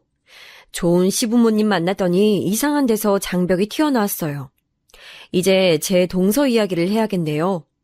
남편에게는 남동생이 한 명 있습니다. 서방님이라고 칭할게요. 저희 부부가 결혼할 때 서방님께서는 회사에 막 들어가서 일을 시작한 신입사원이었고요. 벌이는 잘 쳐줘봐야 보통인 수준이었죠. 그런데 서방님께서는 소위 요즘 스타일로 잘생기셨어요. 제 남편은 남자답게 다부진 인상인데 서방님께서는 곱상하고 선이 얇은 느낌의 미남이세요. 각각 친탁과 외탁을 뚜렷하게 한지라 형제간의 외모가 정말 안 닮았죠. 이런 서방님께서는 오래 사귄 여자친구가 있었는데요. 객관적으로 말하자면 별로 능력 없는 사람이었어요. 무난한 4년제 대학 나온 이후로 단순 사무보조 업무를 하는 직장에 다녔고요. 연봉은 당시 최저시급에 맞춘 금액을 받았었죠. 그런 직장은 오래 일을 해봤자 취업시장에서는 물경력으로 쳐주기 때문에 장기 재직의 이점도 없는 곳이거든요. 그런 곳에 다니면서 이직에는 관심도 없었고 자기 개발에도 흥미가 없었으며 딱히 미래 계획도 없이 살고 있던 사람이었어요. 제 동서의 과거가 이랬습니다. 하지만 동서가 그렇게 유유자적한 태도로 살 수 있었던 이유가 존재했는데 바로 집이 어느 정도 산다는 것 때문이었죠. 집안 재력이 받쳐주니까 열심히 살 의지도 이유도 없어서 대학 간판이나 따내고 백수 탈출하려고 아무데나 편한 곳에 취업한 거라고 동서 스스로가 자기 입으로 그랬었죠. 동서가 저보다 나이가 1살 어려요. 그런데 동서가 서방님이랑 한창 결혼 진행 중이었을 때 저한테 어느 날 이러더라고요. 근데 솔직히 1살 차이면 거의 동갑이나 다름없죠. 그렇지 않아요? 언니도 괜히 손윗사람 대우받고 그러시는 거 멋쩍어서 싫으시죠? 그냥 앞으로 저희는 허례의식 같은 거 따지지 말고 편하게 지냈으면 좋겠어요. 언니도 제 이름 마음 편히 부르시면서 대해주시면 돼요. 아, 그래도 엄연히 동서지간인데, 그리고 내가 성격이 워낙 스스럼 없이 잘 어울려 지내고 이러는 거랑은 거리가 좀 있어서요. 우리 앞으로 오래오래 볼 사이니까 그만큼 서로를 존중하면서 천천히 가까워지면 좋을 것 같아요. 아, 그러세요? 전 그러시다면 원하시는 대로 하시든가요. 근데 서비스업 일도 해보셨고 앞으로 장사도 하실 거라면서 본인이 내성적이라고 말씀하시는 건 좀 너무 깨는 것 같네요. 제가 싫으면 싫다고 마음에 안 들면 안 된다고 정확히 말씀을 하시든가 그렇게 티를 내주시든가 하면 될 것이지. 굳이 그렇게 이상한 핑계 대시니까 제 입장이 살짝 우스워지잖아요. 아니면 형님 소리 듣고 싶었던 거라고 말씀해 주셨어도 나았을 것 같고요. 안 그래요? 형님. 동서가 하는 소리를 듣고 어찌나 기가 막혔는지 전 할 말을 잃고 멍하게 있었네요. 동서의 성격이 워낙 거침없고 남 눈치 안 보는 스타일인 건 진작에 알고 있었지만 이런 식으로 막무가내처럼 나오는 사람인 건 그때 처음 안 거예요. 제가 윗사람이고 연상이라서 대우받고 싶다는 생각 따위 그땐 가지고 있지도 않았어요. 그냥 사람 대 사람으로서 기본적인 예의도 안 지키는 것 같아서 동서의 태도가 불쾌하게 느껴졌을 뿐이죠. 이런 사람이 제 동서로 결국 들어온다는 것에 한숨이 나왔었답니다. 되도록 깊이 엮이지 않고 살아야겠다는 다짐을 했었던 것 같네요. 전 결혼하고 나서 꼬박 3년 뒤에 제 식당을 개업했어요. 꿈에 그리던 나의 가게라는 것이 너무 벅찰 만큼 소중해서 제 모든 열정과 노력을 다 쏟아부었고요. 남편이 자기 카페를 오토로 돌리고선 제 식당 일을 전적으로 도와줬어요. 저 개업하고 나서 동서가 처음으로 놀러 왔을 때 저랑 남편이 함께 왔다 갔다 하면서 일을 하는 모습을 유심히 봤었나 봐요. 먹으라는 밥은 안 먹고 제게 이런 말을 했었죠. 형님은 아직 아이 생각 없으세요? 아주버님이랑 너무 금슬이 좋아 보이시는데 아직까지 소식이 없는 게 희한해서요?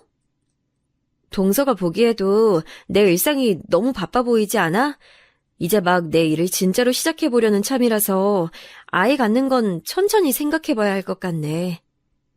임신만 하면 어떻게든 출산까지 하게 돼 있어요. 낳아놓으면 애는 또 어떻게든 키우고 자라게 돼 있고요. 한 살이라도 젊으실 때 첫째 낳으시는 게 좋을 것 같아서 제가 조언 드려본 거예요. 빈정거리는 말투에서 절 진정으로 위하는 마음이 느껴지진 않았지만 그걸 제가 어떻게 조언이랍시고 받아들일 수 있었을까요? 동서는 결혼하고 얼마 안 돼서 바로 임신했었고요. 임신한 거 알자마자 일은 그만뒀어요. 아이 낳고 집에서 육아나 하면서 지내는 게 자기는 최고일 것 같다는 말을 하면서 퇴사를 했죠. 자기가 일찍 아이 낳고선 집에서 애 보며 산다고 해서 저도 꼭 그렇게 살아야 하나요? 전 그렇게 생각 안 했거든요. 일단 남의 인생에 왈가왈부하는 것 자체가 조금 껄끄럽다고 생각하는 사람이 바로 저라서요.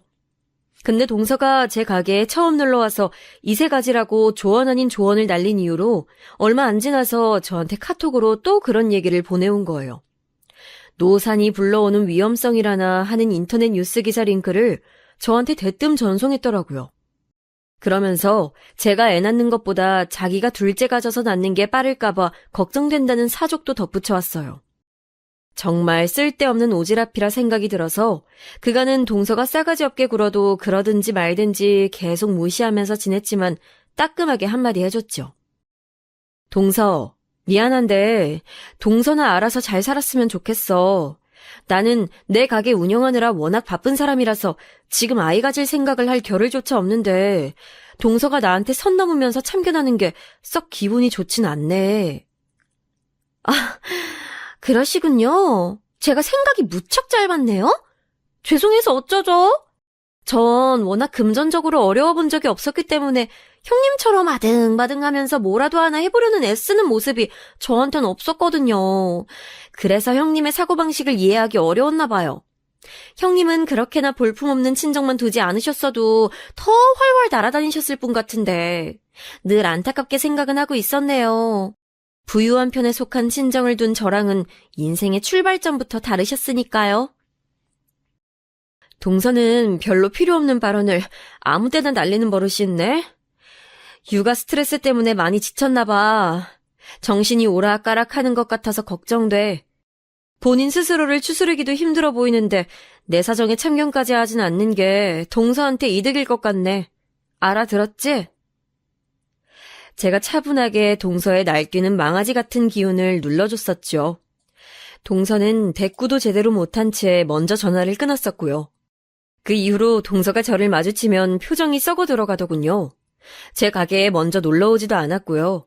바란 적도 없으니 잘 됐나 싶었네요. 몇 달이 지나서 시댁 식구들끼리 다 뭉쳐서 제 가게에 밥 먹으러 왔을 때 거기에 동서가 포함되어 있었기에 그때 한번 왔었고요. 그때도 동서랑은 별로 말도 안 나눴어요. 그냥 인사만 한 게 다였죠. 남편이 저한테 동서랑 싸웠냐고 그랬는데 전 그저 싸울 만한 건덕지도 없는 사이라고 딱 잘라 말했었습니다. 동서도 제발 저를 그렇게 생각해 주길 바랐고요. 그런데 시댁 식구들의 단체 방문 이후로 다시 몇 달이 지났을 때 동서가 제 가게로 왔어요. 이번엔 서방님 시조카도 함께였죠. 세 식구가 왔던 거예요. 서방님은 그 이전에도 자기 친구들하고 두어 차례 따로 왔었기 때문에 전혀 놀라신 눈치가 아니었는데 동서는 모르고 있었나 봐요. 제 가게가 무척 잘 된다는 사실을요. 자리에 앉아서 계속 두리번거리며 다른 테이블들을 눈으로 살피고 표정이 되게 떨떠름하더라고요. 아니나 다를까 그날 동서가 저한테 따로 이렇게 얘기했죠. 장사가 전보다 엄청 잘 되는 것 같네요? 마지막으로 왔을 때만 해도 가게가 이런 분위기는 아니었던 것 같은데. 아, 입소문을 잘 탄 덕택이 커. 그리고 내 남편이 워낙 내조의 왕이잖아. 날 팍팍 지원해주면서 굳은 일 다 하고 집에선 내가 손 하나 까딱 안 하도록 모든 집안일을 자기가 다 해놓으니 내가 마음이 편해서 가게 일에 온전히 집중을 해온 것 같아. 네? 아주버님께서요? 형님께 잘하시는 건 알았지만 그 정도일 줄은 몰랐네요. 아주버님께서는 생기신 거랑은 다르게 섬세하신 분인가 봐요? 동서가 무척 당황한 기색을 숨기지 못했었죠. 전 그 이유를 알았어요. 왜냐하면 제 남편과 반대로 서방님께서는 은근히 성깔 있고 다혈질이었거든요. 형제가 각각의 외모와는 상반된 성격을 가지고 있었던 것이죠. 서방님께선 아주 좋은 표현으로 상남자 같은 분이셨고, 나쁘게 말하자면 가정적인 것과는 거리가 먼 분이셨네요. 저도 그런 인물인 줄 몰랐다가 차차 겪으면서 또 시부모님과 남편에게 여러 일화들을 듣고 나서 서방님의 진면목을 알게 됐던 거예요. 그런 사람을 배우자로 두었으니 동서가 제 남편의 다정다감한 면모에 놀랐던 것이죠. 어째서 형제가 그렇게 다른 것일까 궁금했을 테고요. 제가 그런 동서의 심리를 크게 건드렸던 것인지 어떤 것인지 그로부터 얼마 지나지 않았을 때였는데요. 중요한 제사가 있어서 밤늦게 시댁에 다들 모인 날이었죠.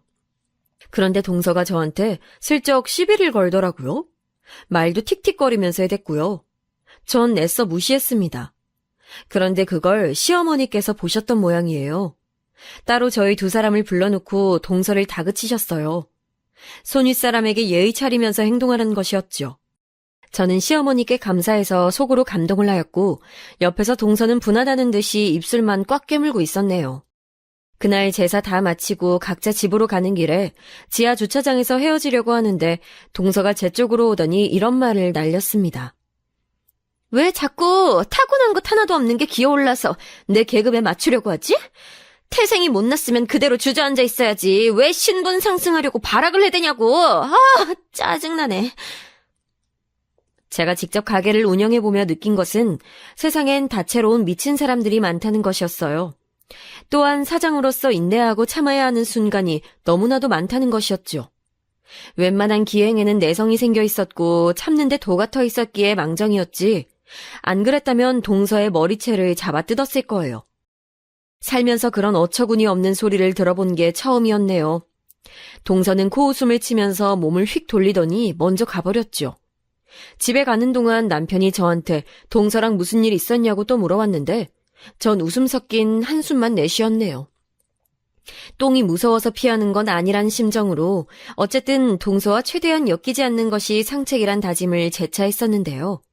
사건은 그로부터 바로 얼마 후에 터지고 말았습니다. 동서가 기어이 정신 나간 짓을 하고 말았는데요. 자기 친구랑 제 가게를 왔어요. 딱 봐도 동서랑 손발이 아주 잘 맞아 보이는 친구였고요. 명품 손가방 든 거나 비싼 운동화 신은 것만 봐도 동서랑 스타일이 비슷하더군요. 그리고 저는 그 친구의 얼굴을 일전에 본 적이 있었어요. 헬스장에서 몇 번 봤었거든요. 하지만 그쪽은 저를 못 알아보는 눈치였어요. 아무래도 헬스장에서는 고무줄로 머리 쫙 묶고 운동복만 입는 반면에 가게에서의 제 차림새는 완전히 딴판이었으니까요. 그런데 주문을 하고 나서부터 동서랑 그 친구가 자꾸 키득키득거리면서 자기들끼리 웃더라고요. 딱 봐도 별로 좋은 예감이 들지 않아서 애써 그쪽을 안 쳐다보려고 했죠. 메인 메뉴는 제가 직접 테이블에 갖다 줬는데 동서가 자기 친구를 소개해왔어요. 인스타에서 그 친구가 엄청 잘 나간다고 어디 식당 다녀왔다고 글을 올리면 홍보 효과도 대단하다고 하더라고요. 업체에서 협찬 요청도 끊이지 않고 들어오는 사람이라고 했어요. 제 가게 글도 올려주겠다고 하길래 전 너무 고마운 마음이 들어서 그렇게 해주시면 좋겠다고 대답했었고요. 음료수도 무료로 제공했어요. 둘이서 중사이즈 시켰었는데 소자 가격으로 결제받았고 사이드 메뉴 시킨 건 아예 제외해줬네요. 동서가 덕분에 저렴하게 친구랑 잘 먹었다고 웃으면서 나가길래 제가 웬일이지? 철들었나? 이런 생각을 했었고 그 순간만큼은 저도 흐뭇한 마음이 들었었죠. 하지만 그건 저만의 착각이었고요. 그날 저녁에 동서한테서 카톡이 왔어요. 제 가게에서 늦은 점심을 먹은 이후로 계속 배가 아파서 소화제를 먹었는데도 안 나았대요. 그래서 식은땀 흘리고 방바닥을 굴러다니다가 못 참아서 결국 병원에 가는 길이라고 하더군요. 제가 깜짝 놀라서 왜 미련하게 참고 있었냐고 얼른 병원 가서 치료받고 상태 좋아지면 알려달라고 그랬어요. 간이 좀 맵게 나갔던 것 같다고 미안하다는 사과도 덧붙였고요. 그날 밤 늦게 동서한테서 카톡이 왔는데 자기가 다음에 따로 이야기를 하겠다고 하더라고요.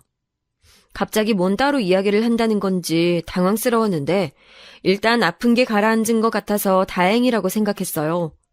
그런데 그 다음 주였죠. 동서가 저한테 청구서를 보내왔어요.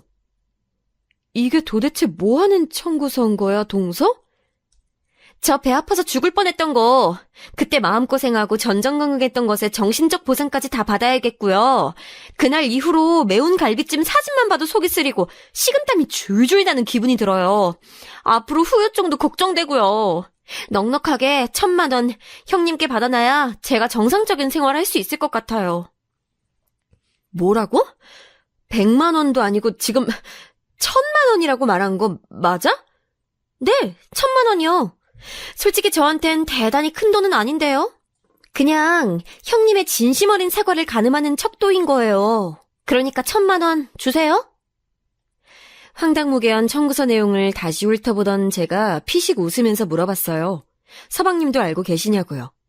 그랬더니 모르고 있지만 제가 말을 전해도 상관없다고 하더라고요. 대신에 저희 선에서 깔끔하게 해결보기를 원한다고도 했고요.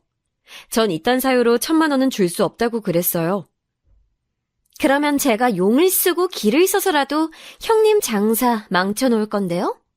입소문으로 뜨셨으니까 이제 입소문뿐만 아니라 인터넷에서 떠도는 소문들로 망하실 차례가 된 것 같네요. 인스타랑 동네 맘카페부터 제가 싹 다 작업 들어갈게요. 아, 동서. 내가 생각을 좀 해보고 연락 줄게. 그래도 되지? 네? 그 생각 너무 오래 하시진 마시고요. 기다려 드릴게요. 빠른 연락 부탁드려요. 동서는 그날 자기 카톡 프로필 메시지에다가 기어오를 때는 밟아줘야 제맛 이런 걸 적어놨었는데 제가 그거 보고 소리내서 웃었습니다. 아니 무슨 중고등학생 일진 양아치인 줄 알았어요. 다 큰 어른이 그렇게 굴기엔 너무 유치한 거 아닌가요? 하긴 가만 보니까 서방님께서 중학교 시절이었나 아무튼 학창시절에 날라리였다고 듣긴 했었죠. 나쁜 쪽으로 얼굴값 하는 녀석이었다며 시부모님께서도 혀를 차며 회상하셨으니까요. 어이없는 명목으로 보상을 운운하며 1,000만 원을 들먹거려? 자기한텐 대단한 금액 아니지만 받아내야겠다는 그 심보가 못됐고 인성이 덜 자랐단 생각밖에 안 드네. 지금 동서를 제대로 교육시키지 않으면 앞으론 더 힘들 거야. 눈에는 눈, 이에는 이. 동서에게 역으로 돌려줘야겠다 싶었지요. 저는 가게 일이 손에 익은 이후로는 체력 관리를 위해 꾸준히 헬스장을 다녔는데요. 그리고 헬스장에서 어느 날 어떤 남자 입에서 동서의 이름이 나오는 걸 들은 적이 있었어요. 그 이름의 대상이 동서와 동명이인이 아닌 걸 어떻게 알게 되었는가 하면 제 가게에 동서가 같이 왔던 친구 때문입니다. 바로 그 친구도 그 헬스장에 다녔으니까요.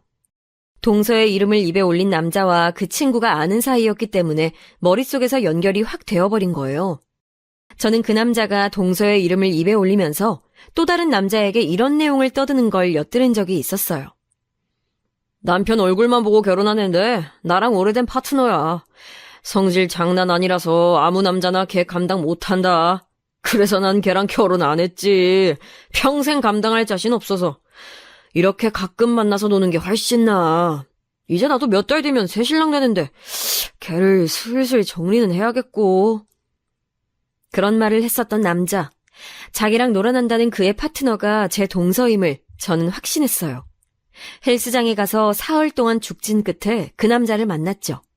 길게 끌 것 없이 바로 동서 사진부터 보여줬어요. 이 사진 속 여자랑 바람난 거 알고 있어요. 에? 아닙니다. 뭘 잘못 알고 오신 건지는 모르겠지만. 아, 그러세요? 곧 결혼하시죠? 그럼 제가 그쪽 파혼부터 시켜드릴까요? 저한테 왜 이러세요? 원하시는 게 뭔데요? 이 여자 제 동서예요. 전 그쪽 결혼 망칠 생각 없고요. 그냥 동서랑 한 가족으로서 손윗사람으로서 따끔하게 교육을 시켜주려는 것뿐이죠. 옳은 길로 인도하고 싶거든요. 그러니까 동서랑 밀회를 가졌던 증거 저한테 주세요. 그러면 깔끔하게 그쪽은 놓아드릴게요. 사색이 된 그 남자가 저한테 증거들을 넘겨줬어요. 주로 카톡 내용이었죠. 동서가 그 남자한테 눈 감고 주둥이 내밀고 있는 사진들은 정말 천박했네요. 아이를 낳은 채로 네가 우리 애기 아빠가 될 수 있었는데 아쉽진 않고 내 유전자 받으면 다 예뻐 크크 이런 내용 보낸 것도 있었고요. 저는 자료를 정리한 후에 동서한테 나오라 그랬어요. 제 가게 근처의 스타벅스에서 만났네요. 동서가 한껏 으스대는 표정으로 나타나서는 자기가 커피를 쏘겠다고 하더군요. 1,000만 원 받을 생각에 신났었나 봐요. 그래서 제가 커피 말고 비싼 거 시켰습니다. 스타벅스에서 7,000원짜리 메뉴 시켜놓고 동서랑 마주 앉아서 본론에 들어갔죠. 동서, 우리 우선 각서 먼저 써볼까? 돈이 오가면 입을 다물겠다는 내용이야. 그렇게 말을 하며 저는 동서의 불륜 증거를 정리해서 인쇄한 것들을 모은 파일을 내밀었어요. 고개를 갸웃하며 파일 안을 살펴보던 동서가 금세 손을 떨었죠. 말도 안 돼. 이걸 대체 형님이 어떻게... 아무것도 묻지 마. 딱 하나만 알려줄게. 네가 부른 비용의 2배. 난 2,000만 원 받아야겠어. 미쳤어요? 협박죄로 고소할 거예요. 2,000만 원을 뜯어내겠다니 이게 무슨 허무맹랑한 일이에요. 진짜 황당하네. 동서가 얼굴이 시뻘개져서는 외치길래 저는 파일에 든 어느 종이를 앞으로 빼서 동서에게 내밀었어요. 거기엔 동서가 그 남자한테 보낸 카톡 내용이 있었죠. 그년 역시 별거 아니더라. 크크크. 배 아픈 척 연기하면서 보상 요구하니까 꼬리 내렸음. 1,000만 원 받으면 그걸로 호텔에 밥 먹으러 갈 거임. 내 위장은 튼튼하니까. 너 정말 유치하고 저급하다. 나이 먹고 결혼해서 애까지 낳았는데 언제까지 일진놀이 하면서 살 거야? 네 친정 식구들한테는 안 부끄럽니? 아, 너 친정 언니가 쇼핑몰 운영한다 그랬지? 인스타에서도 잘 나가던데. 내가 네 소식 좀 쇼핑몰이랑 인스타에 공개해줘야겠네. 네 소문 좀 내야겠어. 사이트가 어디야? 말해줄래? 아니면 내가 알아낼까?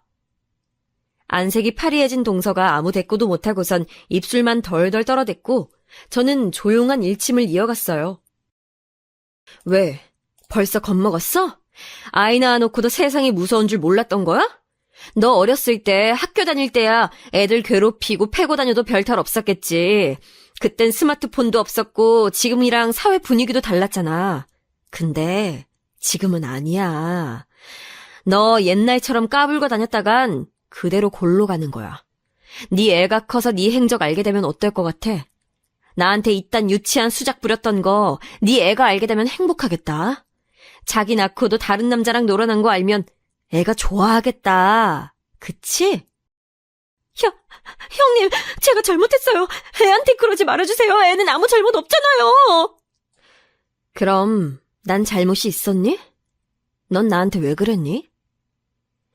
차갑게 가라앉은 저의 눈빛을 보곤 시선을 내리깐 동서가 잠시 후에 코를 훌쩍거리더니 자기 속마음을 털어놓더라고요.